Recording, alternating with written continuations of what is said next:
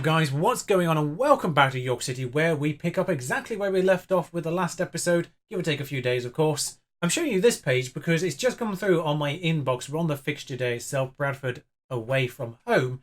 You see how our under-18s, despite being largely kind of rubbish, currently top of the English under-18 Division 3 North East, which in itself isn't amazing news, but I've noticed that Newcastle are in this particular division, which is more of a damning indictment of their academy more than anything, I would say. Come on, Newcastle, pick your game up. Hull as well down there. Sheffield Wednesday, blimey. In fact, we're top of this. 23 goal difference.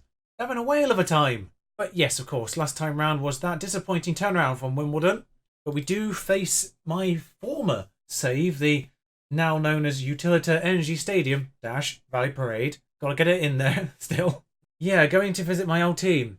Basically, they don't know that. Of course, this is a different universe, and they're 8th, so we all know how going away from home to teams above us in the table goes. They are nailed-on favourites for a reason, but only 3 points ahead of us, so we win, we go ahead of them, actually. But we all know how likely that chance is. Now, first things first, I'm taking counter-press off. I'm just going to discourage long kicks and do nothing else, because I do feel, particularly when you are sort of the underdogs in a way, if you start counter-pressing, then it pulls you out of shape far too much. And I think that is an issue in general. I'm just going to pull that back as well. Not going to change anything else in terms of instructions. With Litau taking a little bit of a knock, I am going to start Cavalier. I say not start. I'm going to put Cavalier on the bench. Then that gives us the direct replacements for both Nissel and Williams. And Smallwood, actually, all on the bench. So that's all there. McFarlane's improved his weak foot, apparently, so that's all good. Now, I was instructed by my assistant manager to put Ken Seller in over Ferguson. And I've now looked at his stats. I've not really bothered to do that. Like, key stats are okay. Otherwise, he's actually genuinely kind of shocking. I've also realised I'm on the Southampton version of the stats list, so 12 isn't showing up as yellow. And the main one, actually, Smith's back, which frankly, I don't think necessarily Trafford was bad, but he wasn't brilliant either. Passionately say, show on what blah, blah, blah, blah. I'm not going to passionately say anything because apparently I can't speak. Yeah, show them what we're capable of, please. And a good amount of green from that team talk, so I will take that. Their goalie's injured, that's an opportunity. It was nice to see O'Connor and Staunton in particular. I remember Staunton being a bit of a backup, a bit of a youth prospect, one that could develop a little bit when I was manager of them last year. So good to see him in the first team, actually. Williams, well, he has a crack, and then I'm not entirely certain what happened with the direct flight of that ball there. I have a feeling if Williams' shot hadn't been intercepted by, I think it was one of our own players it hit, actually, that might have been going in of its own accord in the first place. But is it our own player? I think it hits Lopez. Oh no, it's Staunton hits.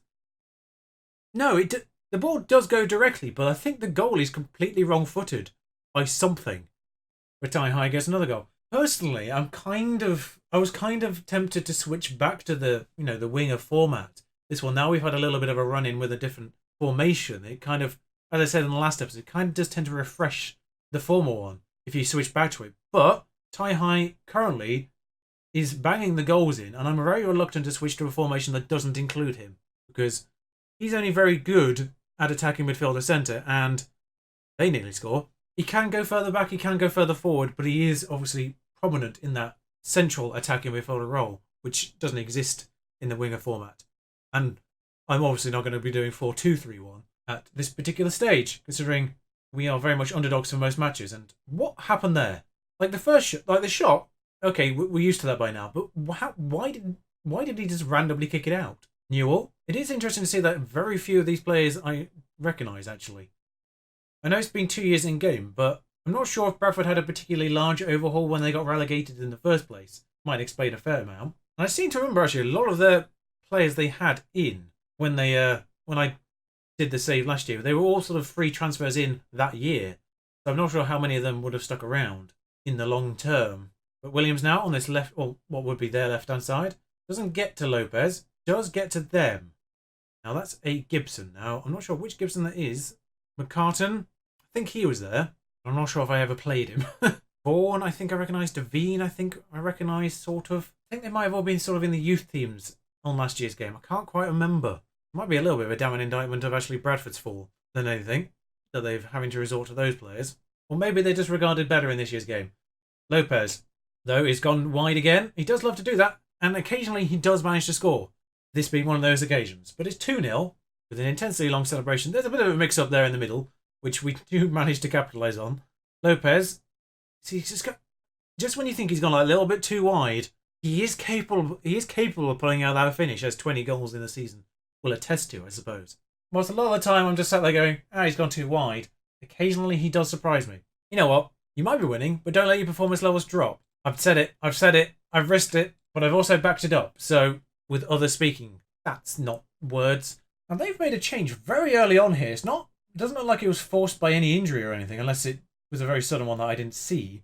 Westbrook on the edge of the box, McCartan, not quite. We're not letting them have a shot. Oh, what the hell was that, Kinsella? Nearly pulled the Lejeune. Newell, Westbrook. Okay, we actually got on the end of that one. It wasn't them. Ty Height is going to just charge at their defence. I'm not entirely certain how Lopez has made a mug of them there, but the end result was not impressive, and not entirely certain why we saw that as a highlight, because, frankly, that was appalling. Vaughan wasn't there. I'm being mistaken. Maybe he was. I'm not sure. Do notice they don't have the traitor who scored an own goal for me, though. That was McGarren, something like that. Smallwood, actually, the weakest link of this particular pitch right now. Williams is also, very tired and just realised I put the wrong player on. I was confused why he wasn't more adept at ball-winning midfielder there. Just eventually realised I put the wrong player on because I also had to replace Daniel Williams, and that's who was supposed to replace him. Got there in the end. Thor, block. By the way, I just love the fact I've just completely accepted that his name is now Thor rather than Thorvaldson, something. I can't remember what his full original name is now. How has that ended up as a one-on-one? I didn't amend the corners. I just realised. And that is why Ted Smith... I went silent as I was just in horror of what was occurring there. That's why Ted Smith is numero uno in the goal. Number 11, I presume, actually is an attacker, although he is currently quite far back on the pitch. Maybe he isn't. Throw in. We've got a lot of people around this throw in, and we sort of make a meal of it, but it does end up with one of our players, and that's audacious from that angle. Although I say it's audacious, the highlight does continue, so maybe that's why it's a highlight, because that wasn't the end of it. I didn't think that was a particularly impressive shot, so I was marginally confused why it was a highlight. That's... what? I mean, we got the benefit of it, but I'm not entirely certain how that ended up at his feet. A few minutes bring Ferguson on. 89 minutes gone. We've had 11 shots on target, actually. 7 of which are blocked. 7 of which are long shots. But I'm happy with the ratio in total, so I'm not... Considering we actually have work ball into the box on, I think. That's a little weird. Maybe I took it off, I can't remember. Longridge, Westbrook, Newell. It is a highlight for them. Possibly. Still possibly. Longridge, though, will take over. He's going to whip it in. Ferguson just sort of gives it to Zelly. Vaughan's in space, and Smith's in goal. He was offside, but... Oh, I just realised how tired Clark was. Should have taken him off. Of course, the two fullbacks are going to get super tired in this particular formation because they're going to have to do a lot of running to get up and down the pitch. You shouldn't really have them on... That's the one they score. Admittedly, stat-wise, they're not far off us. It is fairly competitive as a game, and they probably should have had a goal by now. But that's the one they score. I'm not even really sure how he managed to do that, considering the pressure was under from our player and theirs. We do see it out, just. And they do get a little bit complacent in the end. I'm not going to say Jekyll and Hyde because the second half performance wasn't actually bad. But importantly, it's finally a win against a team up here, away from home. We did beat Coventry at home. Oh, by the way, Jerry Barton decided to stick his nose in, unsurprisingly. So I may have started a war with him. He's in charge of Bradford now as well. Now, Norwich under-23s in the EFL Trophy round 2 proper. It is a chance for some people to maybe have a bit of an opportunity. At the same time, I don't want to completely disrespect it. Why is my player being removed from my shortlist? I know he's on loan, but still. I was slightly concerned about Clark, considering how tired he was at the end of that match. And especially as now I've realised that Barnsley is suspended, that could have been a bit of a problem. But he seems to be okay, which is good news. Also, because this is a EFL Trophy, I don't need to put a backup goalie on the bench. It means I can put someone like Lee Tao on. Now, Rose has a question mark. Obviously, with the current colours right now, I need to change them back. He looks incredibly bad, but I am half tempted to start him.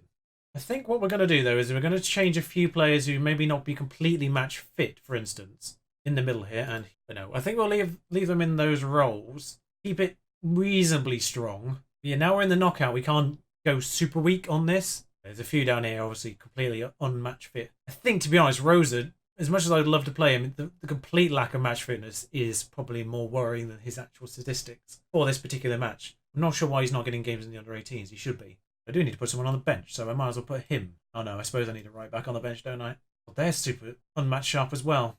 Great. I'm not sure why they're not getting games. So it's interesting to see who's actually available for them in their team, because you do get a couple of choices. That's Southampton's over. Yeah, just because I'm doing Southampton on Twitch. Interesting. And obviously Adam Ida, who is, well, he fits anyway. He's under 23. Also, he had a good game at weekend, didn't he? I'm not seeing any big names. Considering I once had to deal with Otamendi, I think it was, in the Man City under 23s. A little surprising they've not put someone in there. Suddenly, though, I feel slightly more confident about it. Although they get the first highlight by the looks of things. Headed out. Obafemi does end up on it. Bashiri. No, we penaltied them. We have penaltied them. Great news for Adam Ida, I presume, is number 9 on this pitch. No, he's no... Well, he's number 30, but in this match they have been given numbers 1 to 11 and saved. That looked like Block had headed it over his own goal. I'm not sure why they're not using their actual numbers. I suppose it's because half of them don't actually have numbers, as you can see from the formation in the bottom right here, which is behind my face, I now realise. So you can't really see it apart from Ida at the very, very top. But Clark gives it away. Tai does gather the second ball, though. Lopez will be through, and he decides to go near side for the first time in history. That was the time to go across the goal. Takes half an hour for us to get another highlight, though, and I say the half hour. We've had 2 shots on target from 12, so our ratio from the last game has gone completely up the Swanee.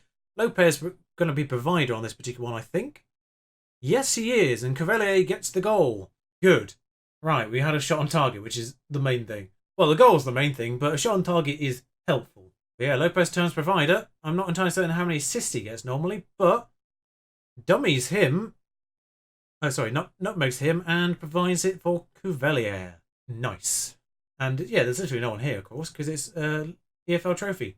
Now, I'll be very surprised if a team like Sheffield Wednesday don't win this, because really they have no right being in this division, or their division, I should say. Things are going well, you're capable of even better. I'm not going to say don't get complacent, because it's only a 1-0 lead and we know how that works. Although last time, they only conceded 1 after telling them not to get complacent. But we only have a 1-goal lead, of course. Wide, good. Following corner, we gather the ball and get tackled. Actually, is this the main part of this highlight? No, he's just yellow carded. It did look like he went in from behind, so I was kind of concerned that, well, concerned. Hopefully it was a red card. But it wasn't. I feel like I'm not really seeing a lot from my team at this stage of the game. They have a lot of people. They had a lot of people in space on that side of the box there, but we get away with it, sort of. No, we don't. Got away with the initial situation, but the following situation didn't go particularly well. As my Southampton player transcends the boundaries and scores against me in the colours of another club. Far too easy. Far too easy. Gonna see this as an offside, I think. Oh, actually just on. I mean, I knew he was onside, but I didn't realise it was actually that close. I like the fact I shouted demand more just before that went in, and now it's triggered after it's gone in. Cavalier, though, Tavares goes all the way back to Smith. Annoying, but necessary, possibly. Still got the ball, though. Cavalier will get this. Pass it forward. Kempster is through. I am worried about the offside here, and his ability to score. The Kempster of 2 years ago, not really there anymore. Wait, oh, there he is. Couldn't see McFarlane for a moment there. I'm going to bring him on. This is still going. It goes to penalties in 90 minutes, I think. There is no extra time for this. Smallwood for block, because he's the only good penalty taker I have. Should this come to it, and of course he is that little bit better. In terms of upgrades, though, Nacelle for Tai at some point is probably sensible, because Tai has 2 penalty taking, despite being sort of okay at being a striker. And I think Nacelle will do alright as an attacking midfielder as well, should I need to call upon him the last 10 minutes or so. Lopez is probably going to get on the end of this, otherwise that's a weird highlight, but fails miserably at the end part. As always, great play until the finish. I'm fed up of seeing that as a sentence. We've had 3 clear-cut chances and 5 half chances. We scored 1 goal. We're going to make that change now. We're going to do it here. I don't know how good... He's not actually... Turns out Nacelle isn't at all comfortable being an attacking midfielder, but Cavalier can do it sort of. So he is. And plus, I think if he starts in the attacking midfielder role, that lack of physicals, particularly at this stage of the game, will be slightly less apparent, I imagine. What's happened here? Cavalier gets the ball and is now being needed to run and gets away with it, actually. We've got so many players forward here. But Mafana's going to go alone, of course, instead of just squaring to one of the 8 other players in the box who could have just strolled it into the goal. Romano gives it back to Nacelle on the edge of the box. Goes the long way round on his turn rather than you know, clockwise. McFarlane has the ball, gone back to Nacelle this time, and he's smashed the bar. Thank you for actually attempting to do an assist that time, McFarlane. Oh, this continues. Clark, dealt with. Not entirely dealt with. This does continue annoyingly, but it's just... What? What happened? What? I'm sorry, did we all just see that exchange of play there? It's going to have another throw in. I'm not entirely certain where this is going, but I think Williams was so surprised he threw it to him he forgot he was on the opposite team. Man City under-23s are destroying Macclesfield. Well, penalties it is. Vellier will start. I'm liking that composure for number 4, I think. The sell on 5. I think it's going to be sensible if I actually put these in manually, otherwise I might just put them in order. Should they come to it? Because I don't want the wrong person to be taking like number 6 or 7. Nearly did it again. Oh, look at the tension now. He's about to hit that ball. Right, is director's going behind the goal this time. At least the director's doing the right angle this time. 12 penalty taking, 12 composure, and he misses. Oh no, this one's gone at a weird angle. What? Why was Cavalier's done from behind him? Mords is behind him again. He pushes away, thankfully. Obafemi now. He scored in the game. Actually, I think Cavalier was the one who scored, wasn't he? Yeah. Well, he saves, sort of, but it still goes in. McFarlane now. The way this is lining up is, I'm sorry, what? Well, they can't win with this one, but if they score with it, then it does rest on Lopez to keep us in it. And I'm feeling very thankful for, putting him 4th. Because at the very least, he's the one who can get us back on track. Lopez now. And does get us back on track. Keeps us in it. Now, this doesn't seal it just yet, but if you could save it, that would be wonderful. Or miss it. Is Scully going to miss? Well then. There's an X-Files joke there somewhere, but my brain couldn't work it out. Forgotten what the tagline is. Estelle! Oh, kept me on my toes there. Figuratively. And suddenly, we're in the position to win this shootout. It's all up to Ted Smith. I've generally forgotten what the tagline is for X-Files. But Ant's head isn't going to put them ahead, but can even it up for them. And does so. Well, it's 3-3, and Norwich are celebrating a little bit prematurely. I think everyone...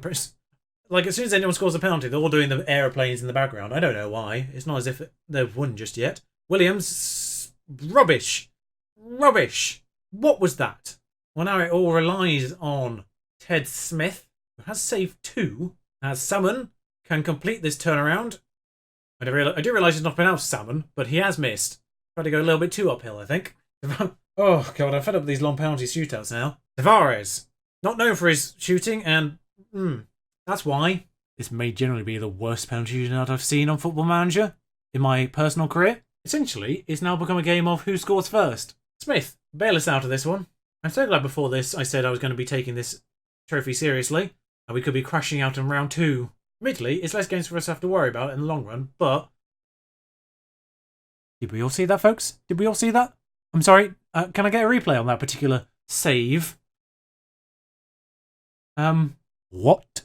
Not going to be too hard. The one time I was about to say the sentence, I'm not going to be too harsh on them. I need to get a better assistant manager, I think. Penalties aren't a lottery, you just suck. It was a good effort. It was a pretty even game otherwise. I think 1-1 was representative at full time, considering. Now, naturally, fellow League 2 Swindon in the FA Cup 3rd round is where we're going to bring us back. Which, whether or not I do a double header with the Swindon game in the league is the question. I'm pretty certain round 3 replay, should it come to it, happen the Wednesday before round 4, which is somewhere later in the month. I think it's that 22nd possibly. So it would happen in the Wednesday between these 2 games. So it's not like I could end up playing Swindon 3 times in a row, which would be hilarious. But yeah, I think we're going to have 2 Swindons, because I think it's going to be interesting to play Swindon away in the league and then at home in the FA Cup. See how those 2 performances differ, because let's be honest, it probably will. But thank you for joining me. We're out of another cup. Fantastic. Just the FA Cup left, and we all know we're not winning that one, but we can get to round 4, which is money from winning round 3 and potential Premier League opponents in round 4. Please, can we get some of that action, please? I don't want to end up facing Doncaster in round 4 and losing. No disrespect to Doncaster, but it's not exactly a gate money receiver. That's not words. Until then, ta-ra.